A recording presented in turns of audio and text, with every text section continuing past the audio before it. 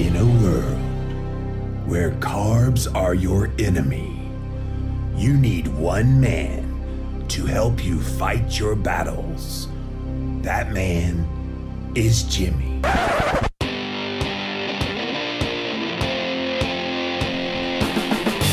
Combating nutrition disinformation and general bull. It's Jimmy Rants. JimmyRants.com. Welcome to the Nutritional Pearls Podcast, featuring nutritional therapy practitioner Christine Moore and hosted by veteran health podcaster Jimmy Moore. Listen in as they feature nuggets of nutritional knowledge and provide practical application of what to do with this newfound dietary wisdom in your pursuit of optimal health. Visit our website, nutritionalpearlspodcast.com, to explore more nutritional pearls that could change your life. And now it's time to blow you away with today's featured nutritional pearl. Here's Jimmy and Christine. What's up, you guys? Welcome back to another Instagram Live, and we're here with another episode of Jimmy Rants. JimmyRants.com is the website. If you're brand new to the show, here's how the fun works. We start off over on Instagram, so you got to go follow me there at Living Low Carb Man, LivinLowCarbMan. Once you are there, you can engage live in the content, just like all these people are doing right now. Thanks to you guys for being here.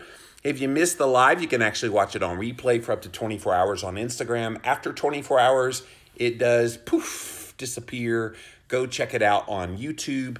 Type in a keyword Jimmy Rants in a Google search, or on YouTube, you will find the show. Finally, we do have the best of the best moments of this here show in podcast form. Go check out the Jimmy Rants podcast. It's on Apple Podcast as well as Stitcher. JimmyRants.com is the website.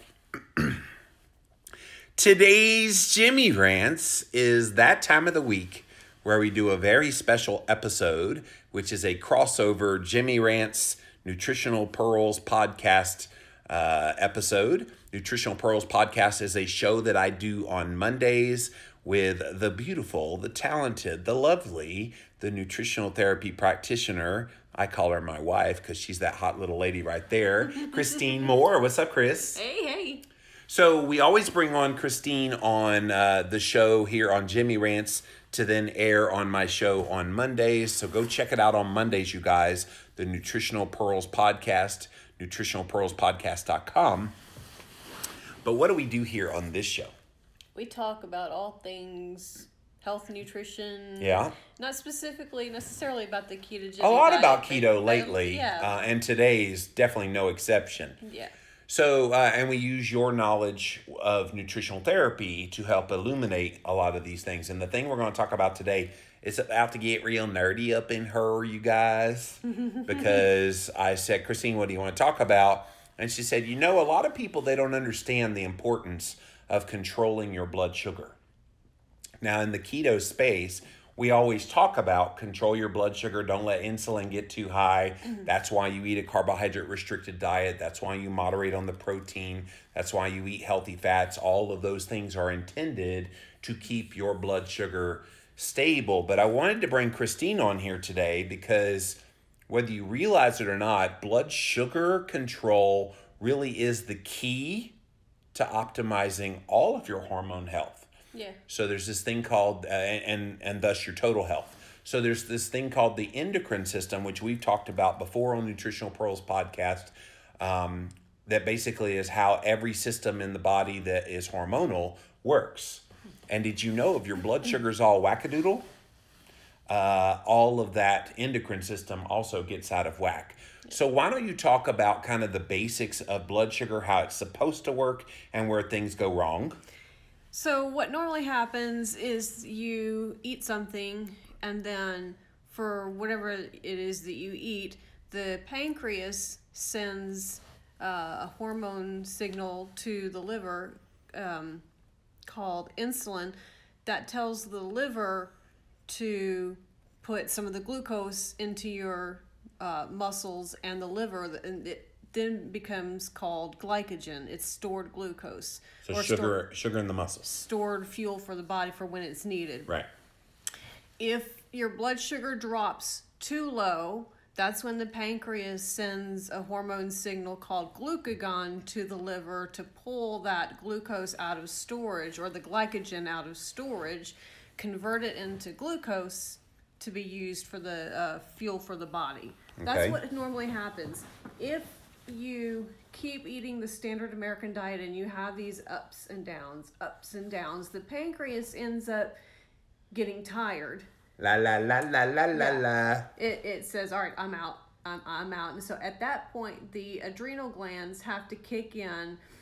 And what happens is, if you continue eating the standard American diet and you have these ups and downs, when your blood sugar drops too low, a lot of times what happens is, if the pancreas is tired, it can't produce enough glucagon to signal the liver to convert that glycogen back to glucose, and right. so the adrenal glands step All right, in. let's camp out there for just a second, because a lot of people, they understand insulin's role is to lower blood sugar levels.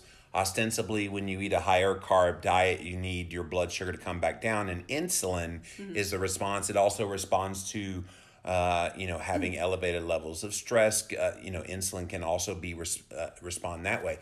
But let's just say the high carbs. So what they don't realize is that on the bottom end of your blood sugar, you actually have a mechanism in place that is the mirror image of what insulin does. So where insulin goes up to push blood sugar down, this other hormone called glucagon actually is a hormone that helps to push your blood sugar up. And what's really fascinating is people are like, oh my gosh, so it's kind of this yin and yang of controlling your blood sugar between the insulin and the glucagon. And so if insulin starts to become resistant, we were talking about this earlier, when insulin starts to become resistant, at some point glucagon also becomes resistant, right? Yeah, because you have the beta cells of the pancreas is what produces the insulin. The alpha cells of the pancreas is what produces the glucagon. And so it stands to reason, if your pancreas is having to constantly work to stabilize your blood sugar, it's going to wear out. And so that means both of those things will get tired. And so here's the interesting thing, you guys. When your blood sugar gets high, there's one mechanism hormonally that brings it down. Insulin. Now, she and I were talking. I'm like, it's not a hormone, but there's another way to bring down your blood sugar if insulin ain't doing what it's supposed to do. A ketogenic diet should do that, but more than anything else, fasting.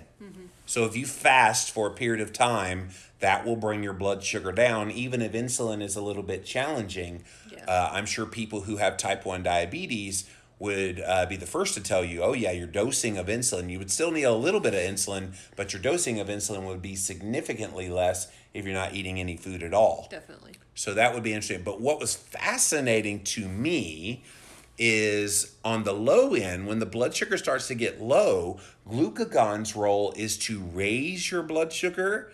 But when glucagon starts to peter out, unlike insulin, which has nothing else to help bring blood sugar down, blood sugar coming back up again with glucagon has a backup system of not just one, not just two, but 3 other hormones that all kick in simultaneously. So why don't you talk about that process? Okay, so once the pancreas is tired, the adrenal glands step in.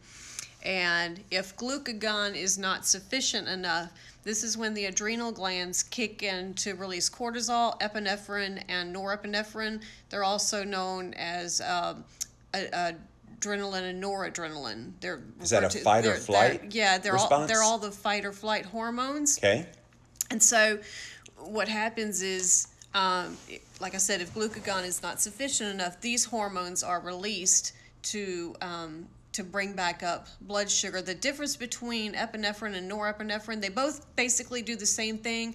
Norepinephrine just constricts the blood vessels, so it can lead to high blood pressure if it's, constantly going on. And there are many things that can cause this response. So stress. And we're talking about, the body sees many different things as stress. So if toxins in the body, poor digestive issues that create stress on the body. Annoying husbands. Poor sleep. There are so many things that the body sees as stress. And so all these things contribute. You know, controlling the blood sugar, that's another stress. That's a big stress on the body if it's constantly having to regulate blood sugar. One of the things with the adrenal glands is that if it's having to focus on regulating your blood sugar because the pancreas is tired and it can't bring up the blood sugar like it's supposed to, the adrenal glands are also responsible for producing other hormones like aldosterone, which controls the amount of electrolytes that you dump in your pee, basically. So if your adrenal glands are tired, it can't produce that hormone. Your adrenal glands also produce sex hormones. And so this is why the adrenal glands are known as your fight or flight glands. It's it helps you deal with stress. So it's going to always prioritize dealing with stress over everything else. And so if you are stressed, doesn't matter how you're stressed. If you're stressed, then you're going to be pumping out the cortisol. You're going to be pumping out the other hormones. It's going to cause those sex hormones and the aldosterone to go by the wayside. Right. Prime example of this, I wanted to see what would happen last night because I've heard... Uh-oh. Check this out, you guys. I've heard it said that you know, if your blood sugar's not regulated, then you know, you're going to have hot flashes and things like that. So I don't have any ovaries. I had a total hysterectomy several years back, and I've been dealing with the hot flashes. But keto... She's hot, all right. Keto has helped control those hot flashes. I wanted to see what would happen if I actually had something off plan. Dun, dun, dun. This was so funny. I had something off plan last night, and then like clockwork, 30 minutes after I had that meal, I started having some of the worst hot flashes I've had since my surgery.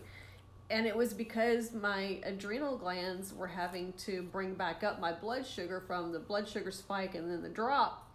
And so the estrogen that would help prevent those hot flashes was going by the wayside because the cortisol was having to be produced. And so because the stress response was taking priority over everything. Yeah, so literally it does work. I mean, the ketogenic diet helps control hot flashes. Yeah, and this is a reminder. I know we've talked about the whole sympathetic versus parasympathetic state. Can you briefly remind us of what those things mean and how they're related to this stress response? Yeah, so if your body is in a stress state, then that's called a sympathetic state, and that's when your sympathetic nervous system is being tapped into more. Then you have your parasympathetic and state. that depletes micronutrients, right? It does, and here's another thing. This is why blood sugar control is so important too, because if your blood sugar is not under control, it's going to be depleting these micronutrients from your body, and each organ of the endocrine system depends on a specific nutrient. Like your thyroid depends on iodine, your pituitary gland depends on manganese, your pancreas depends on chromium, your gonads, which is your testes in men and ovaries in women, depend on selenium, and prostate depends on zinc, adrenals depend on copper. So if these things are being depleted, these other endocrine glands aren't going to work right. And so this is why, that's another reason why blood sugar control needs to take place. But in a relaxed state, if you're meditating, if you're sleeping typically happens in a parasympathetic state. And this is when the body repairs itself. This is when you kind of have a chance to heal. Right. So I think the question becomes, other than carbohydrates, which we know are the number one way you raise your blood sugar, crappy carbohydrates, as I call them, crappy garbage, and stress, are there any other things that would impact your blood sugar levels that would make it difficult to stay within that tight range? Yeah, I mean, medications would. Some people are sensitive to caffeine, so they'll see a blood sugar rise with caffeine. And caffeine is one of those things that does stimulate the production of cortisol. Uh-oh, So you just totally ruined the day of all those people that love coffee. And it may not be this way for everybody, but for those, I think, that you already have existing adrenal issues. Yeah, you have an issue with caffeine in the coffee. I you do. have to get decaf. Well, and there's a reason for that too. Detoxification pathway. Yeah, detoxification. So if you get jittery after just one cup of coffee, then you have probably detoxification issues that need to be dealt with. Right. But what was I saying? We were talking about reasons why your blood sugar would go up. So coffee. Right. Coffee is one. And then just, like I said before, poor digestion. If your body has digestive issues, it's having to work harder. It's not getting the nutrients that it needs to function correctly. And so that's a stressor on the body. Right.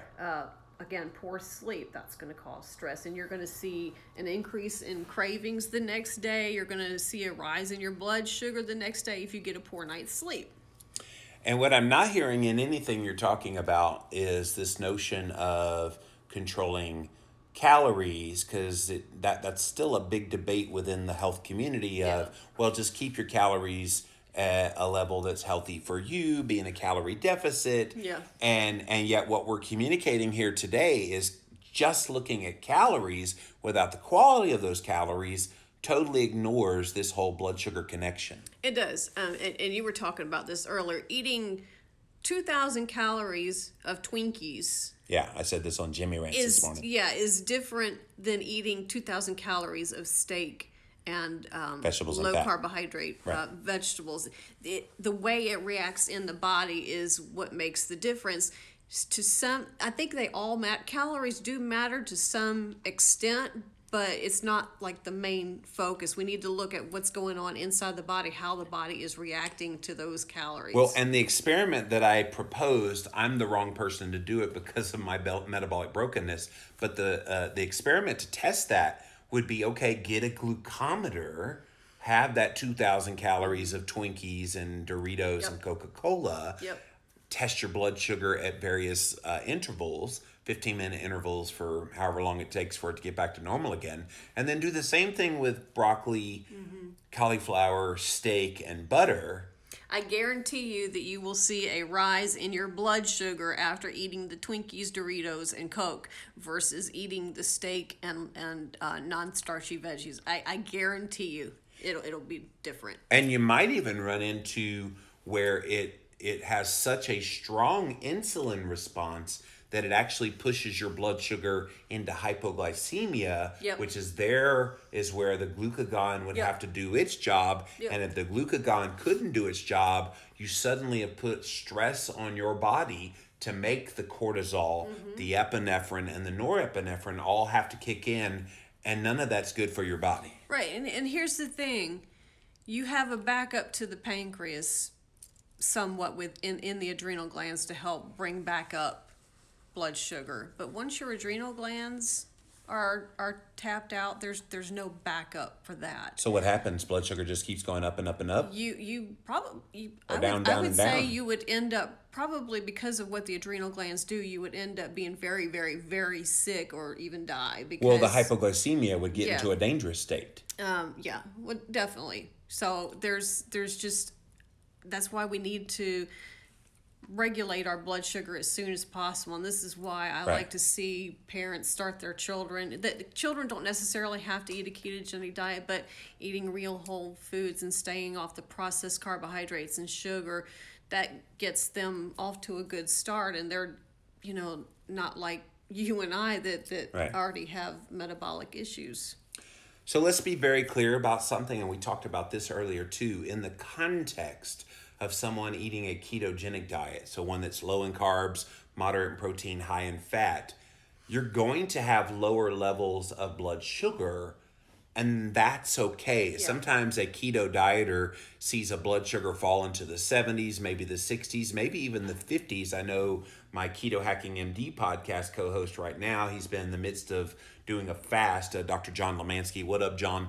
Doing a fast, but then he also added in some biohacks like ice therapy and infrared sauna and doing some working out, and he saw his blood sugar get into the 40s. Yeah. And people in the keto world start to freak out when they see that as a general blood sugar. But the game changer in that instance is, in the simultaneousness of having that lower blood sugar, they also have pretty high levels of blood ketones, which that changes the parameters of this blood sugar discussion, right? It does. I mean, if you're feeling fine with no symptoms of being dizzy or jittery or I guess brain fog would be one Any confusion. hypoglycemia, fatigue. Yeah, if you're not feeling those things, but you have that level in the 60s or even 50s, I wouldn't worry about it, because like Jimmy said, you have ketones that your body is sustaining on. Well, and think about it. Blood sugar is for primarily those glucose-dependent functions in the body, and for when you're a sugar burner, it's basically your energy source. So having a higher blood sugar as a sugar burner, it stands to reason. Yeah. But when you're a fat and ketone burner, you actually have a less need for blood sugar, so you're going to show a lower blood sugar. Now, I'm curious, from your nutritional therapy training, and I know you guys don't specifically look at specific dieters like ketogenic people, but in this discussion of controlling blood sugar being the key to controlling and balancing your hormones and your health, is this an argument for being in ketosis being that good thing, that maybe people that see their blood sugar go all wonky as a sugar burner, that they should become a fat and ketone burner? I know that's one of the recommendations for controlling blood sugar in our materials, is to stay away from starchy veggies for the most part, and eat the non-starchy veggies and get the healthy fats in. So yes, in essence, I can't remember if they refer to it as a ketogenic diet. I think they just say limit your processed foods and starchy vegetables, but I think they call it the sugar control diet or something like that. Oh yeah, it's the sugar control diet. All right. All right. So if you just joined us, we're doing our once a week crossover episode of Jimmy Rant's Nutritional Pearls podcast. And on this show with Christine, so she's a nutritional therapy practitioner, we always talk about some aspect of nutritional therapy. And the one we're talking about this week, you guys, is blood sugar control being the key to optimizing your hormones and your health. A lot of people hear blood sugar and they think, well, I don't have diabetes, I don't need to worry about that. And hopefully what we've shared today helps open your eyes that this is so much more than just a discussion about type 2 diabetes. Oh yeah, it's very important, because I mean, there's really no hope in balancing your hormones until your blood sugar is under control. And your hormones, your thyroid hormones, all of these hormones that your endocrine system produces is important to your health. And so controlling your blood sugar is very important, no matter, who you are. Right. All right, so let's see what these guys have to say. Mike says, I started keto specifically to control my blood sugar. So a lot of us did that as well. Good morning from South Australia, says Angie. Good day. Good day, yep. This is the subject of my tutoring job today, says Keto Nurse Jess. Nice. Yes. Educate away, Jess. And adrenal stress is born, is what she says. Yeah, adrenal fatigue. That's what happens. If your adrenal glands start getting tired, then it's not going to produce the cortisol. And this is when you have like a salivary test for your adrenal glands. Yep. A healthy curve is supposed to be high in the morning, and then it lowers as it gets closer to bedtime. Yeah. But if you are dealing with adrenal fatigue, you're not pumping out that cortisol, you're going to be flatlined, basically. So John and I on the Keto Hacking MD podcast are proposing doing a whole month where every single day we do that 4 times a day cortisol salivary test, just to see if there's any, and then of course we would do like experiments in the midst of it, fast, see what that does. Put our bodies under like intense stress from doing like working out and infrared sauna and different, and just stay tuned. It'll be fun.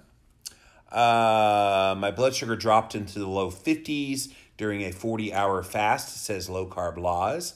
I couldn't think as optimally as I'd hoped. Should I keep on fasting? So we talked about that just a moment ago, where if you have a lower number on the meter, that alone does not mean that you're having issues. Now, the fact that your brain health didn't feel optimal, and if you had any other symptoms, absolutely you should stop the fast and get the blood sugar in order. I think sometimes we want to tell ourselves that we don't feel what we feel. Well, and here's another thing too. I was just thinking about it.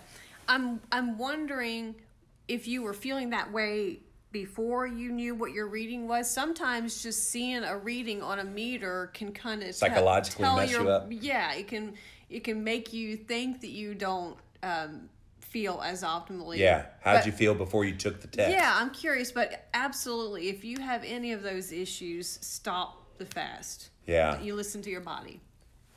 Keto nurse Jess says, I honestly feel like some MDs just don't understand any of this stuff you guys are talking about. Well, I'm so glad you're educating. Why don't they know it well? They're just not taught it. They have very little nutritional training. You would think they would. It's so physiological, though, with the hormones. I know, you would think they would understand a little bit of biochemistry, but that's how the body works. I think they get so focused on pushing a pill rather than looking at root causes and remembering how the body works. That's the only thing I can think of. Which is why we're big fans of functional medicine and those doctors that kind of look at the root cause of what's going on and not just put a Band-Aid over whatever symptoms you're having. Jess also says chronic stress versus immediate stress is extremely fascinating. Can you talk about the difference, why chronic stress is far worse? So immediate stress, you react to it and then it's gone. And the body is meant to do that. The body, that's why the adrenal glands are there. It's like when you were a caveman and you were being chased by a saber-toothed tiger. That was an immediate stress. And so the body did the flight or fight thing. And then once the danger was over, the body went back to its parasympathetic state. Chronic stress is just every moment of the day, the body's in that fight or flight response, and the adrenal glands are constantly pumping out the cortisol, and the body's not meant to be there. And unfortunately, in today's society, there are so many stressors that we had talked about earlier, the medications, the poor digestion, the caffeine. The bad husbands. Bad husbands. No, you're a very good husband. So we deal with so many things. I think we're under so much stress today that we easily get overwhelmed with even little stressors, and our adrenal glands are just overworked.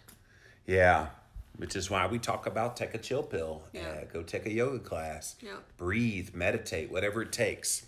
Jess says, this stuff is my science nerd passion. And you explain it very well, Christine, she says. So. Thank you.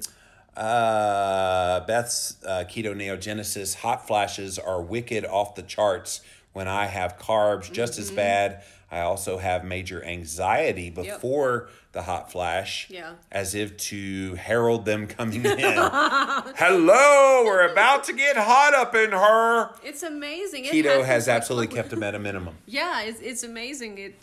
The body is just so wonderfully made, and that's why, especially for somebody that is in it's postmenopausal, I think a ketogenic diet is very good to help minimize the hot flashes, so you don't have to take hormone replacement therapy. Live and Listen Healthy says this is so very educational, so thank you. That's why we bring her on. So you guys have to put up with me all week on Jimmy Rants, but on once a week, you get nutritional pearls of wisdom from this beautiful, lovely lady here. Bonnie Lene, who is somebody you've worked with, does the keto diet help with stress and anxiety if you're already a person dealing with anxiety? So, it's a multifaceted question. You have to get your digestion in order, because your 90% of the serotonin production happens in your gut. And so if you are not digesting things properly, if you have an imbalance in your a bad ratio of bad gut bugs to good gut bugs, then you're going to probably have mood issues. And there are certain nutrients. Your B vitamins are very important for brain health. So if you're not digesting these nutrients, then you're going to have problems. So the good thing about the ketogenic diet is if you're doing it correctly, if you're eating real whole foods, you're going to be getting these micronutrients that your body needs. And yes, so it will help with mood disorders. Yeah. Angie says, this is also super interesting. I was diagnosed in my 20s, I think type 2 diabetes. It doesn't say what she was diagnosed with.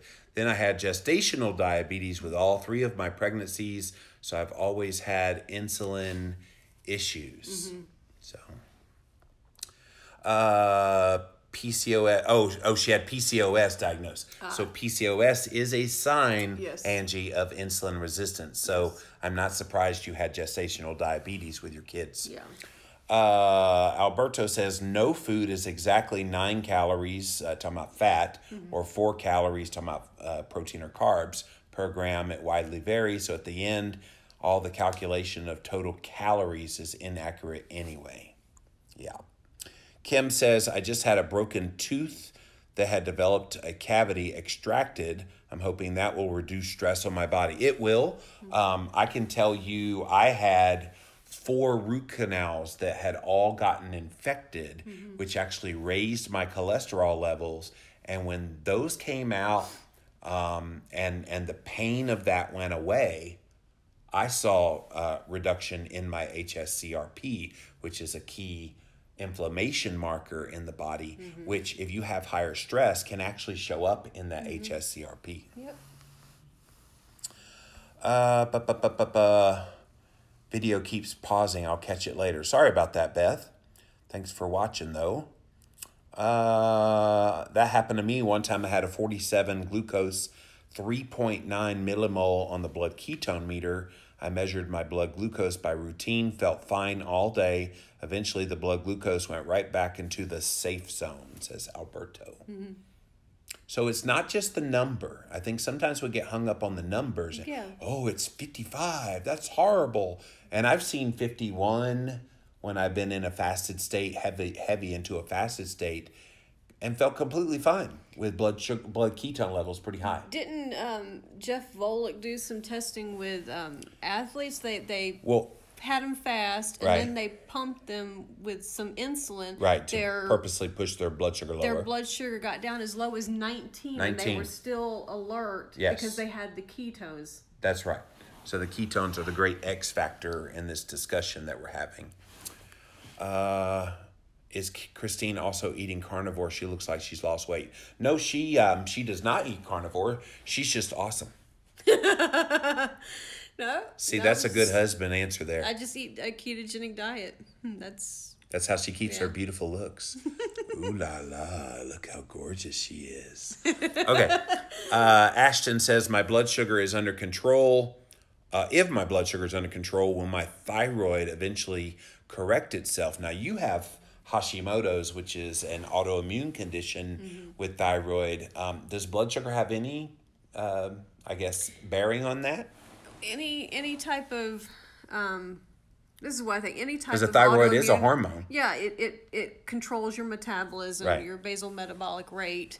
I think any type of inflammation in the body can cause a rise in blood sugar, and I think that's one of the reasons why I still struggle with some things. My fasting insulin tends to be a little bit higher, and Yeah, hers is higher than mine. and my blood sugar tends to be a little higher than I'd like it to be. Right. But the thing is, thyroid issues, it all starts with your digestion. And if you're not absorbing those nutrients that you need, if you're not fully digesting the food, it's going to cause irritation in the intestinal wall, and it's going to lead to leaky gut and autoimmune conditions. So if you can heal your gut, you might see a reduction in thyroid problems. I think I've been able to pretty much control my thyroid symptoms on a ketogenic diet. My antibodies have been pretty good, since doing a ketogenic diet. So You do take Armour Thyroid as well. I do take Armour Thyroid, but I know that I would be a lot worse off if I weren't eating a low inflammation diet. Yeah. Yeah. I just had on the Living La Vida Low Carb show Dr. Becky Campbell. She's a functional medicine practitioner who is a thyroid specialist. Mm-hmm. She has Hashimoto's and takes no Armour Thyroid or any medication. And I think it takes time. It takes time to get there. You don't get into the situation you're in overnight, right. And so it's going to take time for me to heal. And, That's right. I will hopefully get to that point where I don't have to take Armour Thyroid anymore. That's right. Jess says, my salivary test was normal on cortisol, but my DHEA was crazy high. The doc said it's a sign of extremely long-term adrenal stress. Did you guys learn about DHEA in your training? Not a lot. Not a lot. I am familiar with it, right. But yeah. Everyone who says I don't have diabetes, I shouldn't care, needs to know that the doctors now are putting the word pre before any given medical condition. So instead of diabetes, you have pre-diabetes. Yeah. So Alberto, you're exactly right. Yeah. Lau Misha says this is also very helpful. So thank you for watching. Angie says, I fast between 16 to 18 hours a day. I do extended fasting when I feel that I can. I never push it. I'm becoming very informed all about controlling my insulin production. Good. Yeah. So would fasting also improve glucagon production as well, where you're giving your pancreas a break? I would think if you're allowing the beta cells to help heal the insulin production, that the alpha cells would also get healing from that, and that your glucagon would respond better to fasting. Yep. And a ketogenic diet for that matter. Yeah, I agree. Totally. Yeah. Let's see. Mike asks, what's the best fix when your adrenals are all whacked? So definitely getting your micronutrients. Copper is one of those things I would look at if you have adrenal fatigue, since your adrenal glands depend on copper. I would see if there's some way of measuring how you're doing with your copper status. But the best way is to make sure that you're eating a ketogenic diet, so your blood sugar is not going wonky and it's not having to work hard. That would be my best.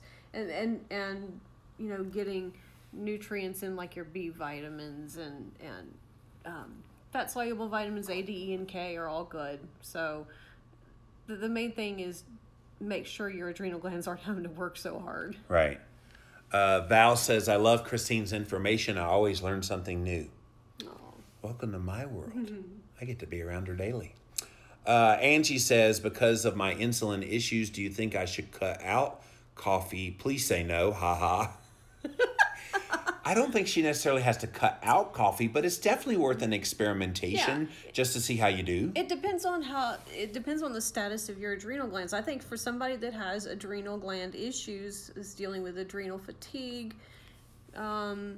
they probably need to limit their coffee, because coffee is a stimulant, and it's gonna be a stressor on the body, and the body has to deal with it. So if you don't have adrenal gland issues, then I would say 1-2 cups of coffee a day, no big deal. But if you do, then I pretty much stay away from coffee now. Yeah. I'll have it once in a while, but you get decaf every time. Yeah, even decaf. Unless I mess up and get accidentally the caffeinated. Yeah. She's like, Jimmy, did you get caffeine? I do. I do. Even decaf has a little bit of caffeine in it, but so if your adrenal glands are fine, then I would say you probably don't have to worry about it. But again, test to see how you do. Test your blood sugar to see what happens. Yeah. Life in Pix 50 says, I've come to realize that my AFib is due to menopause and wacky insulin response. Yeah. That can heart palpitations can also be a sign of thyroid issues too. So, but yeah, that's fascinating. Yeah. Russ wants to know, what are your thoughts on using stevia and erythritol and their effect on blood sugar and insulin? It's probably your mileage may vary. Yeah. It is. For us, we use stevia and erythritol. We use something called Swerve, which is an erythritol blend. It's just erythritol, well, I mean, on the back of the package it says it's an erythritol blend. It's erythritol, but it's got some other things in there, not another sweetener. But so yeah, we tend to do fine with that. It's going to vary, so you have to test your blood sugar to see how you do. Those we tend to go towards those because they're more natural, and it typically doesn't affect blood sugar in a negative way. Right.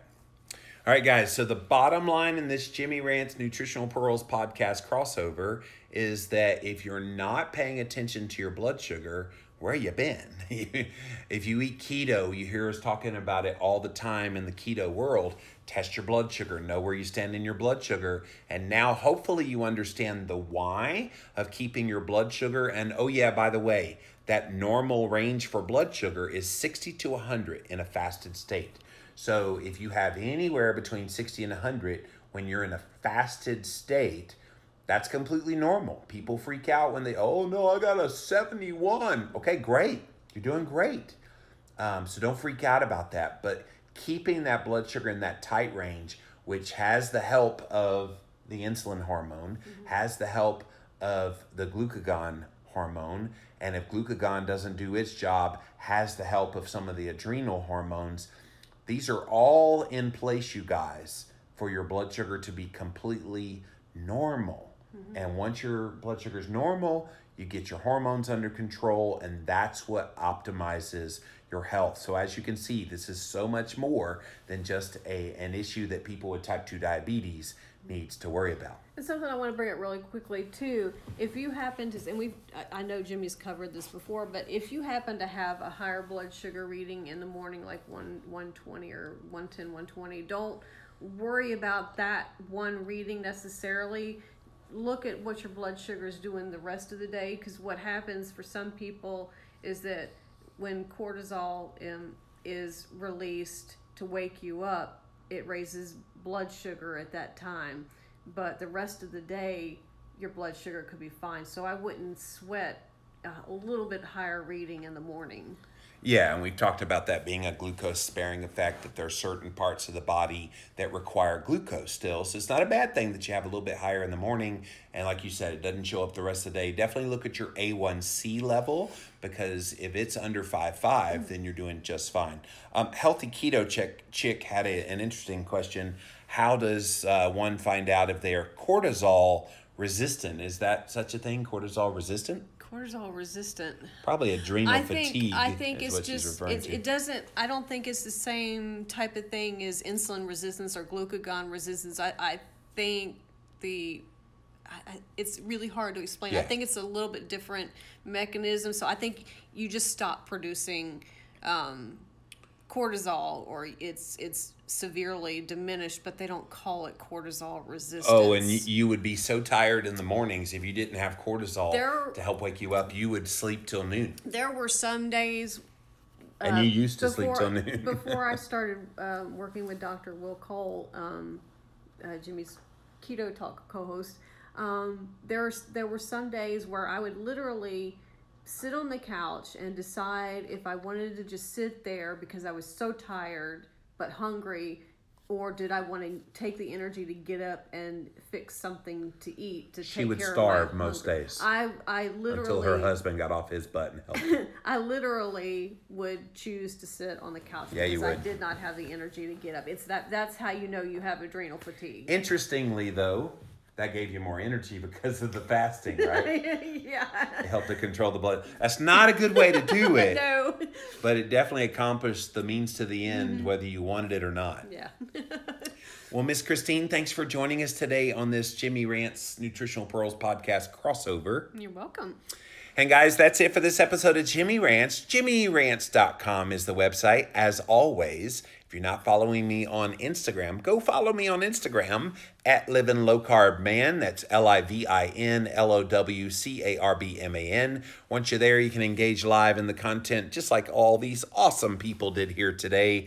Thank you guys for being here. If you missed the live, you can watch it on replay for up to 24 hours. So go and watch it. If you miss it on the replay, sorry, you're out of luck. I'm just kidding. We put all the past episodes up on YouTube, 200-something episodes now and counting. So go check out all the backlist, you guys. Put in a keyword, Jimmy Rants. You will find the show. Finally, we have a Jimmy Rants podcast, which has the best of the best moments of this year's show in podcast form. And as always, when Christine is on, this always airs on Mondays, you guys, on the Nutritional Pearls podcast.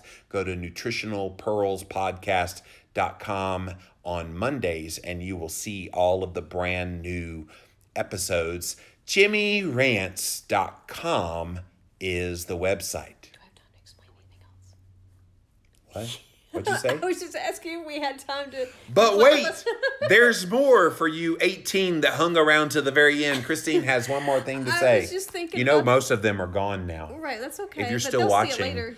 bonus. You'll see it later. So the insulin resistant thing, basically what that is that your insulin receptor sites lose the ability to recognize insulin.